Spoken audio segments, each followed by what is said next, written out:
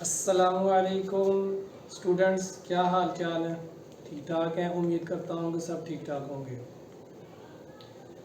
Second year physics, आज का जो हमारा टॉपिक है वो है charging and discharging of a capacitor. तो हमने लास्ट टाइम जो है इससे पिछले 2 लेक्चर किए जिसमें हमने कैपेसिटर एंड कैपेसिटेंस, फिर पैरेलल प्लेट की कैपेसिटेंस वो हमने निकाली। फिर उसके बाद हम लोगों ने जो है वो एनर्जी स्टोरेज इन कैपेसिटर और फिर इलेक्ट्रिक पोलराइजेशन वाला टॉपिक क्लियर किया था। आज का जो टॉपिक है वो है चार्जिंग एंड डिस्चार्जिंग वाला। तो चलिए जो है वो उसको हम शुरू करते हैं। तो सपोज करें कि ये हमारे पास एक सर्किट है। इस सर्किट में हमने लगाई है एक रेजिस्टेंस आर। ये जो सिंबल है ये एक रेजिस्टेंस का सिंबल है। इसी तरह से ये हमारे पास एक पैरेलल प्लेट कैपेसिटर लगा हुआ है। एक इसकी प्लेट जो है वो पॉजिटिव चार्ज है और एक इसकी प्लेट जो है वो नेगेटिव चार्ज है। तो जब हम लोग यहाँ पर किसी किस्म का बैटरी के साथ कनेक्शन नहीं होता तब इसके ऊपर कोई चार्ज इन दोनों के ऊपर ज़ीरो होता है। लेकिन जैसे ही हम लोग जो है वो इस स्विच को इस टर्मिनल ए के साथ कनेक्ट करेंगे तो इसके ऊपर जो है वो पॉजिटिव चार्ज आ जाएगा, इसके ऊपर जो है वो नेगेटिव चार्ज आ जाएगा।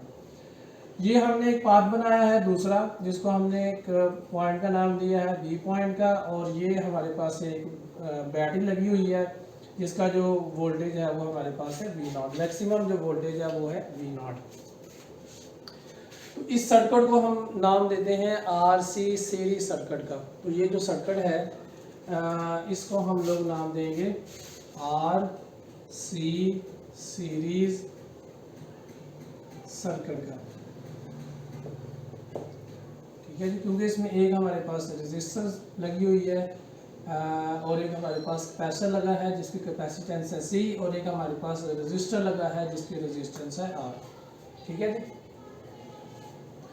तो जब हम लोग शुरू में ये जो स्विच एस है इसको हम लोग कनेक्ट करेंगे बैटरी ए के साथ, तो होगा क्या कि यहाँ से जो चार्ज है ये पॉजिटिव चार्ज है ये यहाँ से मूव करता हुआ इस जगह पे आके जो है वो डिपॉजिट होना शुरू हो जाएगा। ठीक है जी। असल में होता क्या है, आप ये इसकी मैं थोड़ी सी डिटेल बता देता हूँ। असल में हमारे पास जो कैपेसिटर चार्ज होता है वो पॉजिटिव चार्ज की वजह से कैपेसिटर चार्ज नहीं होता। असल में वो इलेक्ट्रॉन की मोशन की वजह से कैपेसिटर जो है वो चार्ज होता है। यहाँ से जो इलेक्ट्रॉन है कि इस कंडक्टर के जो कंडक्टर हमने कनेक्ट किया हुआ है बैटरी के साथ, इसके जो इलेक्ट्रॉन्स हैं ये जो नेगेटिव टर्मिनल है बैटरी का, ये इन यहाँ पे जो मौजूद इलेक्ट्रॉन्स हैं इनको ये पुश करता है, इनको एनर्जी देता है। ठीक है। तो आहिस्ता आहिस्ता क्या होता है कि यहाँ से इलेक्ट्रॉन जो है वो जाते हैं, इस जगह पे आ जाते हैं, इस जगह पे आके एक इलेक्ट्रॉन जो है वो डिपॉजिट हो जाता है। अब इसके इक्वल इतने ही इलेक्ट्रॉन जो है यहाँ से जो इलेक्ट्रॉन है, क्योंकि यहाँ पर जो है वो बैटरी करती क्या है कि जो इलेक्ट्रॉन पॉजिटिव टर्मिनल पे है इसको उठा के नेगेटिव टर्मिनल पे ले जाती है। इसको जो है वो एनर्जी प्रोवाइड करती है कि वो पॉजिटिव टर्मिनल से मूव करके नेगेटिव टर्मिनल पे आ जाए। तो यहाँ से एक इलेक्ट्रॉन गया, यहाँ पर जाके जो है वो डिपॉजिट हो गया इस जगह पे जाके। अब इसके इक्वल जितने भी इलेक्ट्रॉन्स होंगे वो यहाँ से जो पॉजिटिव टर्मिनल है वो उनको अपनी तरफ क्या कर लेगा, अट्रैक्ट कर लेगा। ठीक है। अट्रैक्ट करने के बाद यहाँ पर जो डेफिशिएंसी ऑफ इलेक्ट्रॉन आई थी ये पॉजिटिव टर्मिनल उस सारे इलेक्ट्रॉन को यहाँ पर वापस भेज देगा। अगर यहाँ पर एक इलेक्ट्रॉन आया है तो यहाँ से एक इलेक्ट्रॉन जो है वो बैटरी अपनी तरफ क्या करेगी, इसको अपनी तरफ मूव करवा लेगी, और फिर यहाँ से इस जगह पे दोबारा जो इलेक्ट्रॉन है उसको एनर्जी देके इस जगह पे भेज दिया जाएगा। तो असल में जो चार्जिंग ऑफ द कैपेसिटर है ये इलेक्ट्रॉन की मूवमेंट की वजह से होती है। इलेक्ट्रॉन यहाँ पर जितने इलेक्ट्रॉन यहाँ से जाएंगे बैटरी उतने ही इलेक्ट्रॉन यहाँ पॉजिटिव टर्मिनल से नेगेटिव टर्मिनल को वापस इलेक्ट्रॉन जो है वो प्रोवाइड कर देगी, और आहिस्ता आहिस्ता जो है वो यहाँ पर इलेक्ट्रॉन जो है वो डिपॉजिट होना शुरू हो जाएंगे। अब यहाँ पर जब इलेक्ट्रॉन डिपॉजिट होते हैं तो यहाँ इलेक्ट्रोस्टैटिक इंडक्शन की वजह से इलेक्ट्रॉन रिपेल होते हैं यहाँ से, और यहाँ से रिपेल होने की वजह से बैटरी इन्हें जो है वो कलेक्ट कर लेती है और फिर वापस जो है वो इस जगह पे प्रोवाइड कर देती है, जिसको हम नाम देते हैं ईएमएफ का।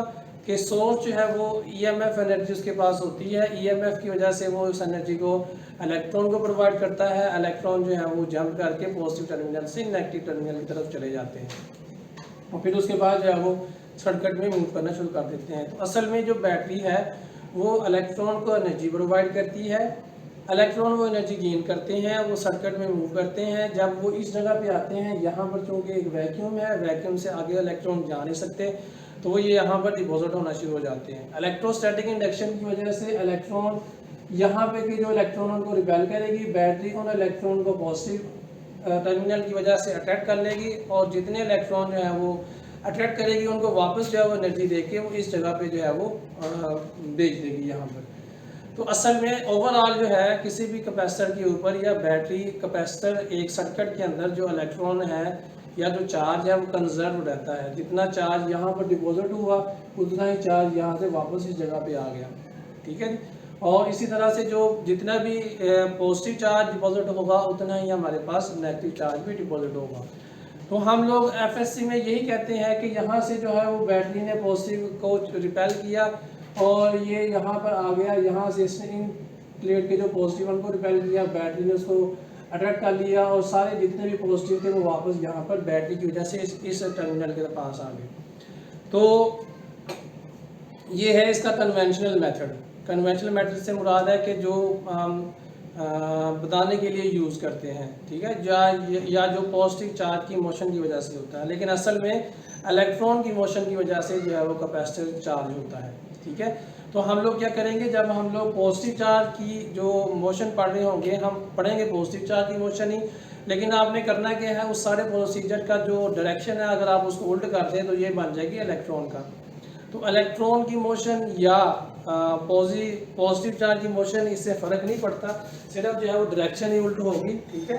तो हम लोग फिर ये कहते हैं कि चाहे आप पॉजिटिव चार्ज की वजह से इसको डिफाइन करें या नेगेटिव चार्ज की वजह से डिफाइन करें तो कोई फ़र्क नहीं पड़ेगा। लेकिन जो पेपर है, पेपर में आप लोगों ने पॉजिटिव चार्ज की मोशन की वजह से ही इसको डिफाइन करना है कि पॉजिटिव चार्ज जो है वही मूव करता है और जो हमने डायरेक्शन ड्रा करनी है करंट की वो भी पॉजिटिव चार्ज की वजह से ही है, ठीक है जी।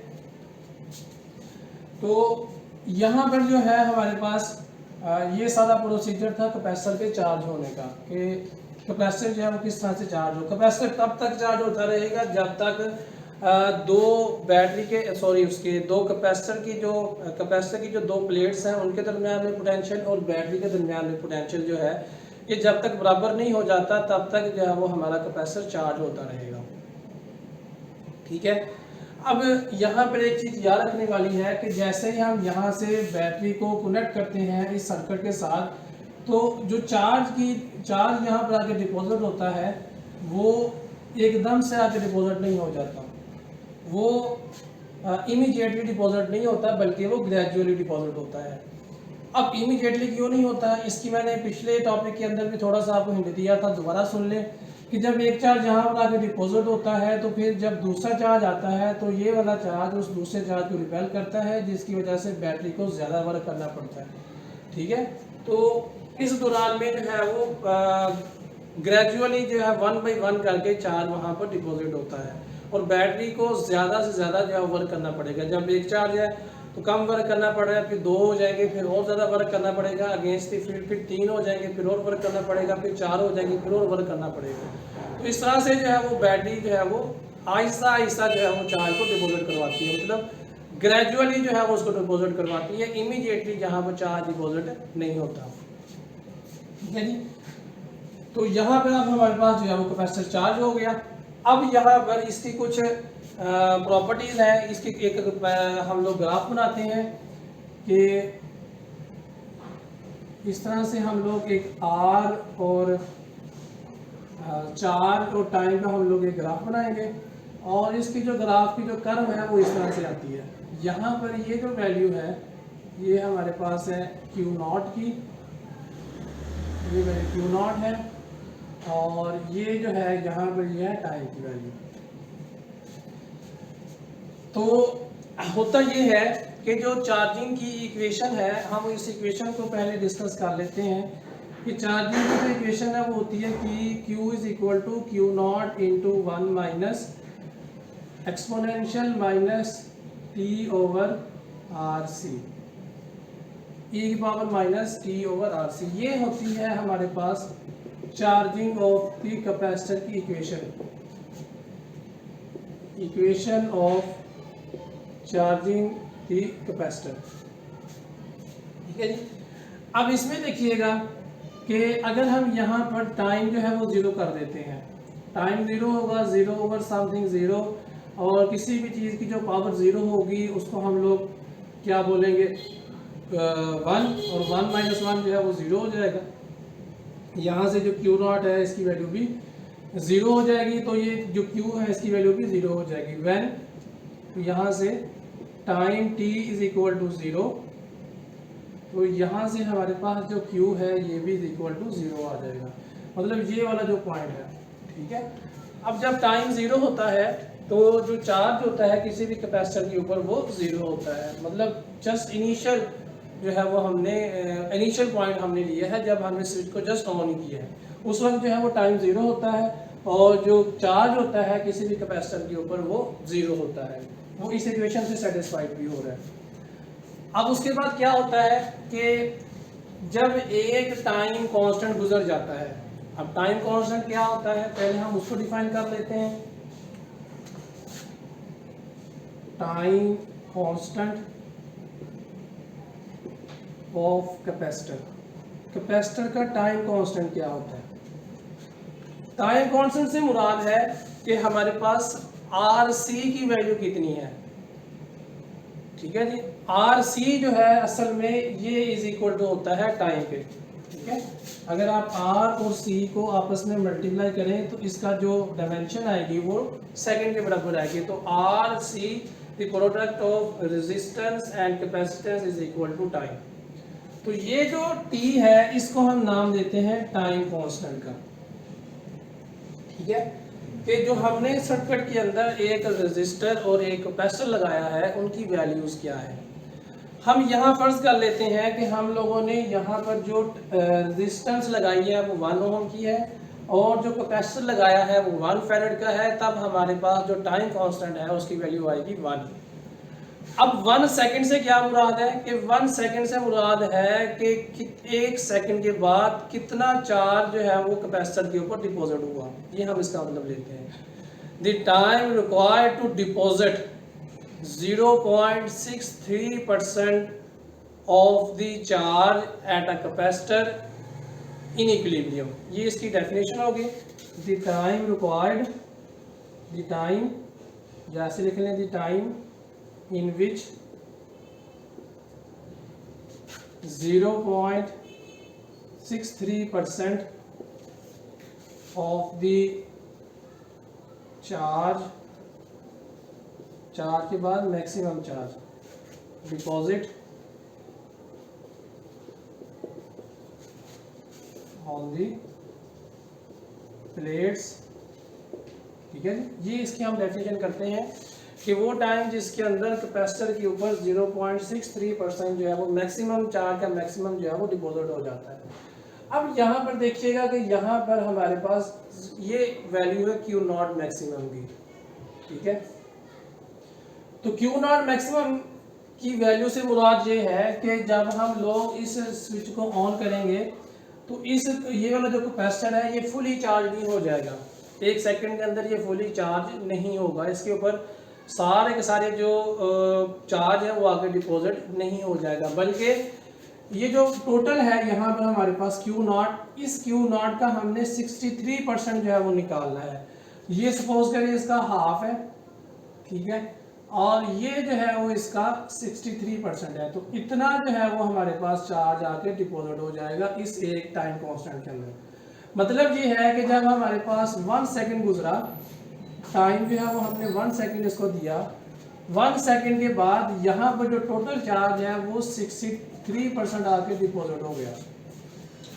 ठीक है, अब इसके बाद जब दूसरा सेकंड हुआ तो दूसरे सेकंड में ये इतना जो चार्ज है ये आके डिपॉजिट हो गया, इतना, ये यहाँ से लेकर इसको पॉइंट ए बोलते हैं, इसको हम पॉइंट बी बोल देते हैं, और ये पॉइंट ओ है। तो पहले सेकंड के अंदर जो कर्व थी वो 0 से शुरू हुई और 63% तक जो है वो चार्ज डिपॉजिट हो गया। उसके बाद दूसरे सेकंड के अंदर क्या होगा कि जो यहाँ पर ये जो है टोटल, अब ये हमारे पास टोटल है, यहाँ पर ये टोटल है, यहाँ से जो है वो 363%, मतलब जो टोटल बच गया है उसका 360%, तो उसका 360% जो है वो सपोज करें इतना बनता है, ठीक है। फिर उसके बाद जो है वो जब तीसरा सेकंड हुआ तो तीसरे सेकंड में हमारे पास जो चार्ज था वो इतना डिपॉजिट हो गया यहाँ तक। चौथा सेकंड जो था उसमें जो चार्ज है वो इतना डिपॉजिट हो गया, और जो पांचवा सेकंड था उसमें जो है वो चार्ज तकरीबन जो है वो ऑलमोस्ट फुली चार्ज हो गया पांचवें सेकंड के बाद, ठीक है। तो ऐसा होता क्यों है कि अगर आप शुरू में देखें तो शुरू में जो है वो इसकी जो ग्राफ की जो लेंथ है ये ज़्यादा है, ग्राफ की जो स्लोप है, या आप यूँ समझ लें कि ग्राफ का जो हम लोगों ने कर्व फाइंड करनी होती है वो ज़्यादा है। तो इसमें चूंकि शुरू में यहाँ पर कोई भी चार्ज डिपॉजिट नहीं था तो यहाँ पर चार्ज को डिपॉजिट होने में कोई प्रॉब्लम नहीं हुई पहले सेकंड के अंदर। लेकिन जैसे ही दूसरा सेकंड आया, दूसरे सेकंड में चूंकि पहले सेकंड में बहुत सारे चार्ज आके डिपॉजिट हो चुके हैं तो अब बैटरी को उनकी अगेंस्ट वर्क करना पड़ेगा। अब जो कैपेसिटर की चार्जिंग है वो चार्ज की जो वैल्यू है डिपॉजिट होने की जो रेट है वो थोड़ा सा स्लो हो जाएगा। फिर इसी तरह से नेक्स्ट सेकंड के अंदर देखें तो उसमें जो है वो रेट और ज़्यादा स्लो हो गया, फिर उसके बाद और स्लो हो गया, फिर उसके बाद जो है वो और कम हो गया, ठीक है। तो हम लोग ये कहते हैं कि तकरीबन 5 टाइम कांस्टेंट गुजरने के बाद, यहाँ मैंने एग्जांपल ली है सेकंड की, एक सेकंड क्योंकि मैंने जो आर की वैल्यू है और सी की वैल्यू ये 1 रखी है, लेकिन अगर आप आर की वैल्यू और सी की वैल्यू डिफरेंट रखेंगे तो फिर आपका टाइम कांस्टेंट भी डिफरेंट आएगा। लेकिन मैंने यहाँ पर जो है उनकी वैल्यू 1 रखी है, इसलिए मैंने कहा कि 5 सेकंड के बाद जो है वो जो कैपेसिटर है वो तकरीबन 99% जो है वो चार्ज हो जाता है, ठीक है। After 5 time constant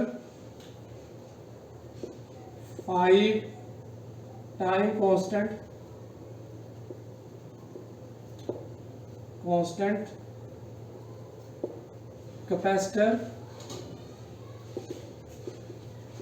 99% charge. Capacitor को अगर आप लोगों ने 100% चार्ज करना है तो ये इक्वेशन हमें बताएगी कि जो कैपेसिटर है वो 100% चार्ज कब होगा। अगर हमारे पास टाइम जो है वो इन्फिनिट हो जाता है,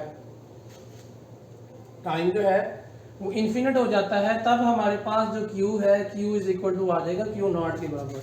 इसका मतलब ये है कि हमें किसी भी चीज़ को जो है वो अगर हम कैपेसिटर को फुली चार्ज करना चाहते हैं तो हमें जो है वो टाइम चाहिए, इन्फिनिट टाइम चाहिए। तो for Q is equal to Q naught, अगर आपने ये वाली कंडीशन अचीव करनी है कि यहाँ पर जो चार्ज है वो टोटल Q जो है वो Q नॉट के बराबर आ जाए, मतलब यहाँ पे जो चार्ज आ रहा है बारी बारी वो is equal to Q naught के बराबर आ जाए, Q is equal to Q naught के बराबर आ जाए, तो इसके लिए जो टाइम है वो हमें इन्फिनिट चाहिए। यहाँ पर हम इन्फिनिटी पुट करेंगे, इसका जवाब इन्फिनिटी आ जाएगा, और इसको जब हम बटे में इन्फिनिटी में लेके जाएंगे तो समथिंग और इन्फिनिटी इज इक्वल टू 0 के बराबर होता है, 1 माइनस 0 इज इक्वल टू 1 के बराबर आ जाएगा, और 1 को मल्टीप्लाई करेंगे Q नॉट के बराबर तो ये आ जाएगा Q के बराबर, ठीक है जी। तो charging of the capacitor, charge को 100% चार्ज करने के लिए हमें टाइम चाहिए इन्फिनिटी, लेकिन आफ्टर 5 टाइम कांस्टेंट के बाद जो कैपेसिटर है वो तकरीबन ऑलमोस्ट जो है वो चार्ज हो जाता है, ठीक है। तो अगर आप लोगों के पास एक ऐसा कैपेसिटर है जिसमें आर की वैल्यू 1 है और कैपेसिटेंस की वैल्यू भी 1 है, तो आप उसको 5 सेकंड के लिए जो है वो बैटरी के साथ लगा के रखेंगे, उसके बाद हम उसे उतार लेंगे तो हम बोलेंगे कैपेसिटर जो है वो हमारा फुली चार्ज हो गया। लेकिन अगर आप ऐसा करेंगे कि आप 1 सेकंड लगाएंगे और बोलेंगे कैपेसिटर चार्ज हो गया फुली, तो ऐसा कभी भी नहीं होगा। कैपेसिटर को चार्ज करने के लिए थोड़ा सा टाइम लगता है, ठीक है। और ये इसकी जो है वो मैंने रीज़न भी बता दिया कि उसको क्यों टाइम जो है वो लगता है यहाँ पर। इसी तरह से अगर हमारे पास आर और सी की वैल्यू और ज़्यादा लार्ज हो जाती है, मतलब हमने जो रेजिस्टेंस है वो 2 ओम लगाई है, कैपेसिटेंस जो है वो हमने 2 फैराड की लगाई है, तब हमारे पास आर सी की जो वैल्यू है वो क्या हो जाएगी, ज़्यादा हो जाएगी। तो इस कंडीशन में हमारे पास जो ग्राफ है, ग्राफ जो है इस कंडीशन में हमारे पास कुछ इस तरह से आ जाएगा। इसको दोबारा से बनाते हैं ऐसे। अब देखें, अब जो है जो कैपेसिटर है वो देर के साथ चार्ज हो रहा है। तो अगर हमारे पास लार्ज वैल्यू ऑफ आरसी है तो कैपेसिटर देर से चार्ज होगा, और अगर हमारे पास स्मॉल वैल्यू ऑफ आरसी है तो कैपेसिटर जो है वो जल्दी चार्ज हो जाएगा। तो इस कंडीशन में देखें कि यहाँ पर ये जो पीक है, ये जो लाइन है, ये जल्दी Q0 को जो है वो टच कर गई है। तो इसके लिए हम बोलेंगे कि आरसी जो है ये इज़ वेरी स्मॉल। और इसके कंपैरिजन में अगर हम ये देखें इसकी भी, ये नीचे वाले की, तो ये जो है ये इसकी आरसी की वैल्यू जो है वो लार्ज होती है। तो अगर आरसी की वैल्यू जो है वो लार्ज है तो कैपेसिटर देर से चार्ज होगा, और अगर आरसी की वैल्यू जो है वो स्मॉल है तो कैपेसिटर जो है वो जल्दी जो है वो चार्ज हो जाएगा। ठीक है, तो यहाँ तक ये जो था हमारे पास चार्जिंग ऑफ द कैपेसिटर। तो ये याद रखिएगा, किसी भी कैपेसिटर को 100% चार्ज करने के लिए, फुली चार्ज करने के लिए जो टाइम रिक्वायर्ड है वो इन्फिनिटी टाइम रिक्वायर्ड है। और जब एक टाइम कांस्टेंट गुजर जाता है तो उसके बाद जो कैपेसिटर है वो तकरीबन 63% जो है वो चार्ज होता है। फिर 63% अगले नेक्स्ट जो है वो टाइम कांस्टेंट में, फिर उसके बाद 63% अगले नेक्स्ट जो है वो टाइम कांस्टेंट में, फिर उसके बाद जब आप इन कर्व को आपस में, इन पॉइंट्स को आपस में मिलाएंगे तो आपके पास ये इस तरह की एक शेप की जो है वो कर्व आएगी। ये स्ट्रेट लाइन नहीं होती बल्कि ये एक कर्व पाथ, जो मतलब बिल्कुल इंक्लाइंड प्लेन नहीं होती, सीधी लाइन नहीं होती, बल्कि ये कर्वेचर पाथ के ऊपर जो है वो इसका ग्राफ आता है। इसी तरह से अगर हम लोग बात करें डिस्चार्जिंग ऑफ द कैपेसिटर की, तो डिस्चार्जिंग की जो इक्वेशन होती है वो होती है Q is equal to Q naught into e power minus T over R C. ये इसकी इक्वेशन होती है। अब हमारे पास देखिएगा, जब हमारे पास टाइम जो है वो जीरो होगा डिस्चार्जिंग में, when time t is equal to zero, तो डेफिनेटली जो है वो Q इज इक्वल टू आ जाएगा Q नॉट के बराबर। मतलब हम लोगों ने क्या किया, कैपेसिटर को जो है वो चार्ज करके छोड़ दिया है। मतलब यहाँ से ये जो हमने कनेक्शन किया था ये ख़त्म कर दिया। अब हमारा जो कैपेसिटर है वो फुली चार्ज है। ठीक है, अच्छा, इसके बाद हम क्या करते हैं कि जैसे हम इस स्विच को इस बी पॉइंट के साथ जस्ट कनेक्ट करते हैं तो उस वक्त जो टाइम होता है वो t इज इक्वल टू 0 होता है, और जो चार्ज होता है कैपेसिटर के ऊपर वो ऑलमोस्ट फुली चार्ज ही होता है। तो जस्ट इनिशियल पॉइंट्स के अंदर इनिशियली जो होता है वो हमारे पास जब time t is equal to 0 होगा तो जो चार्ज की वैल्यू होगी कैपेसिटर के अंदर वो फुली चार्ज होगी। ठीक है, उसके बाद जैसे ही एक टाइम कांस्टेंट गुजरता है, जैसे ही एक टाइम कांस्टेंट गुजरेगा, जैसे इसमें गुजरा था, एक टाइम कांस्टेंट के बाद जो है वो 63% जो है वो कैपेसिटर चार्ज हो गया था। इस कंडीशन में जैसे ही एक टाइम कांस्टेंट में गुजरेगा तो जो डिस्चार्जिंग है, डिस्चार्जिंग ऑफ द कैपेसिटर